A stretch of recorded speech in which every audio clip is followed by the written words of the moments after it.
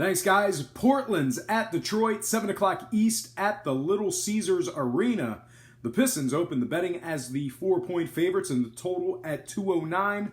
Now, if you thought the home team would take most of the action in the early going here, you were absolutely mistaken. Believe it or not, the Trailblazers took most of that early action.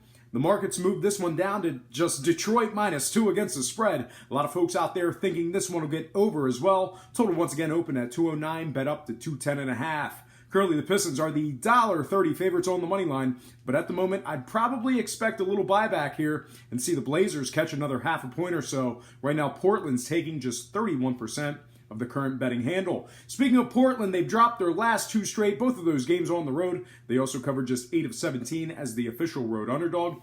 Portland games went just 2-3 to the over in their last 5, but on the other side, completely different story as Detroit games went 5-0 to the over in their last few games on their side of things. A popular play toward the over certainly wouldn't be the worst bet you made today. All said and done, I like the home team to get the job done. So all told, I'm going to lean toward the Detroit Pistons laying the 2, getting the job done at home. Next game, Washington at Indiana, 7 o'clock East at the Fieldhouse. The markets open this one up with the Pacers as the 3.5-point favorites and the total at 211.5. Since the betting opened up, though, lots of Washington backers in this one. That number moved down to Indiana -2.5 against the spread. A lot of overbettors in this one as well. This one once again opened at 211.5 and moved upward to 213 flat. Currently, Indiana's 135, and at the moment we have a ton of buyback in this game as well. Very similar trends between the two early games I'm covering today. Although Washington took most of that early money, 69% of the handle is now shaded toward the Indiana Pacers.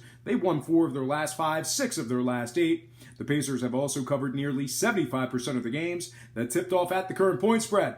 They're going up against a Wizards team with no John Wall tonight, and although the handle is shaded toward the over in this one, 2 out of Washington's last 3 actually fell under the line. So with that in mind, no play on a total here for me. And when it comes to picking sides, I think we'll see more Pacer money come pouring in. But as for me personally, that number just seems a little bit too fishy. I'm going to take a pass on this one, although this one has...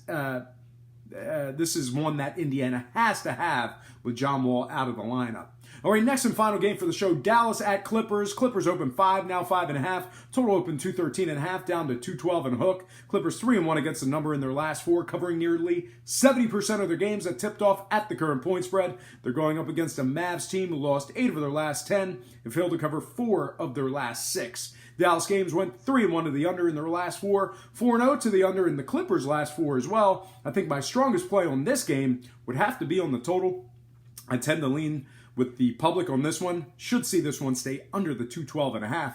But when it comes to the number, not one of my strongest leans. Clippers still trying to find their new identity without some key players. So although I think they should cover in this one, I'm not going to include it on my ticket. But all told, if you held a Glock to my head, I'd probably buy it down and lean toward the Clippers, taking care of business at home.